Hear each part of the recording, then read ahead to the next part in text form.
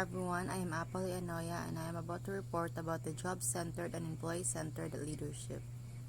In 1947, Francis Likert began studying how best to manage the efforts of individuals to achieve desired production and satisfaction objectives.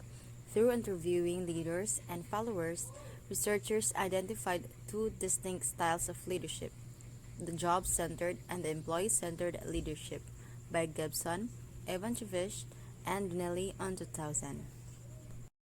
First, we have the job-centered. The job-centered leader focuses on completing the task and uses close supervision so that subordinates perform their tasks using specified procedures. This type of leader uses coercion, reward, and legitimate power to compel obedience and performance from followers. The next one is employee-centered leadership. The employee-centered leader focuses on the people doing the work and believes in delegating decision-making and aiding followers in satisfying their needs by creating a supportive work environment. This type of leader is more concerned with followers' personal advancement, growth, and achievement. The communication process in an organization. When you work at the top of the organization building support for strategies and goals, or at lower levels interacting with others to support their work efforts and your own, it is a must that you possess the ability to achieve a positive impact through communication and collaboration. They are foundations of social capital, the capacity to attract support and help from others in order to get things done. And the general model of communication process, the sender initiates the process by conveying information to the receiver, the person to whom the message is intended. The sender has a meaning.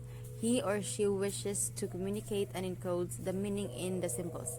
Then, the sender transmits or sends the message through some channel, such as a verbal or written medium, and the general model of communication process. The sender initiates the process by conveying information to the receiver, the person to whom the message is intended. The sender has a meaning. He or she wishes to communicate and encodes the meaning in the symbols. Then, the sender transmits or sends the message through some channel, such as over verbal or written medium. The receiver decodes the message and attempts to interpret the sender's meaning. The receiver may provide feedback to the sender by encoding message in response to the sender's message. The communication process is often hampered by noise or interference in the system that blocks perfect understanding. This is the general model of communication process. It's a one-way communication. Here first we have the sender, first the intended meaning, sent to the encoding, and then the channel, the communication channel, and then it will be received by number 4, decoding and perceiving meaning. Next is sender, number 6, intended meaning, number 7, encoding. After that we have number 8, the communication channel. Communication channel sent to the receiver, perceived meaning, the decoding receiver, and then the perceived meaning. So here in the receiver, numbers 4, 5, 6, and 7, it's a two-way communication if set B sends feedback to set A. What is planning? So it is accomplished and plans are shared through the communication or information. Next is organizing, identifies and structures communication links among people and position. Next, leading. Leading uses communication to achieve positive influences over organization members and stakeholders. And lastly, we have controlling. Controlling relies on a communication to process information to measure performance results. Because of technical difficulties, messages are not always transmitted. If the message is transmitted and received, however, the next step is for the receiver to decode it. What is decoding? So decoding is the process by which the receiver translates the written, verbal, or symbolic form of the message into an understood message, by Williams on 2013. There are two types of communication. We have one-way versus two-way communication. First, we have a one-way communication. In a one-way communication, only the top half of the model, so katong gipagkitan ako ganina nga general model of communication, is operating. Information flows in one only direction, from the sender to the receiver, with no feedback loop. For instance, a manager sends a memo to a subordinate without asking for a response. When receivers do respond to senders, completing the model, two-way communication has occurred.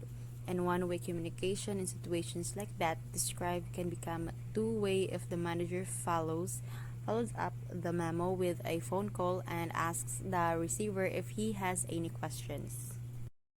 Next, we have two-way communication. Two-way communication means not only that the receiver provides feedback, but also that the sender is receptive to the feedback. The latter informs the sender if the receiver received the message. At the same time, it also lets the receiver know if the message he or she has received is correct. For example, asking a person if he or she understands a message often puts the person on the defensive and can result in limited feedback. Instead of asking if a person understands a message, it is much better to request that the receiver explain what he or she has heard. Feedback. What is feedback? Feedback occurs when the employee responds to a manager's communication with a return message. It takes more time to have feedback in the communication process, but it improves the quality of communication.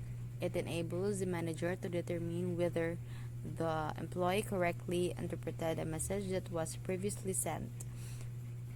The potential for communication errors is why feedback is important. Without feedback, the communication cycle is incomplete.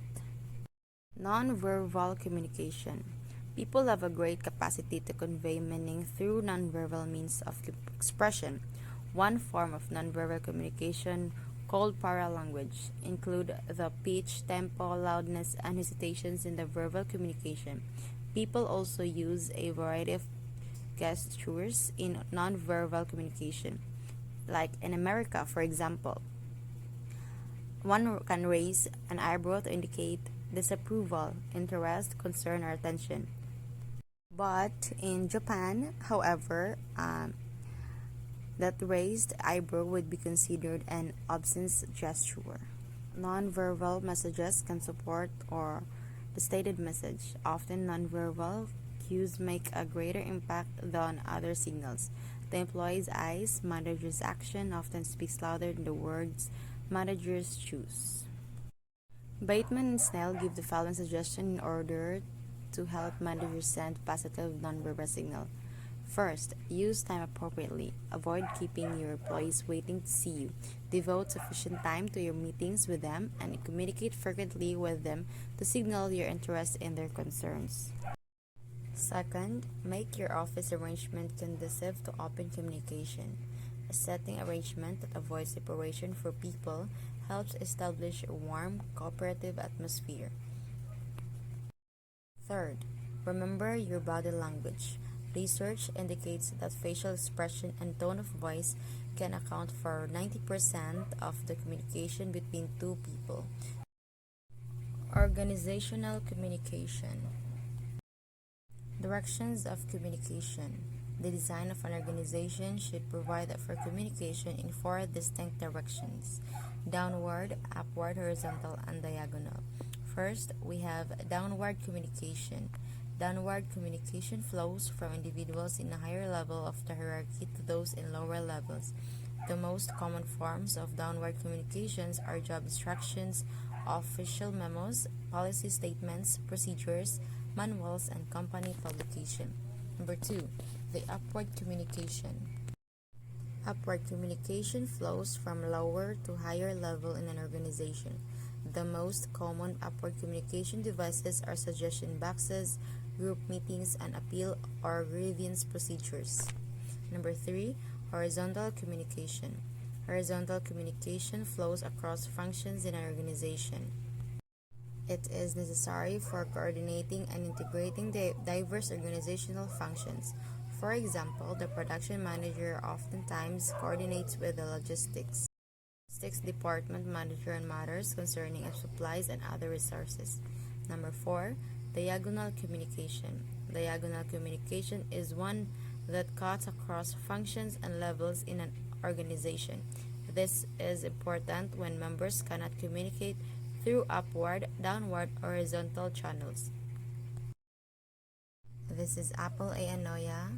Thank you for listening.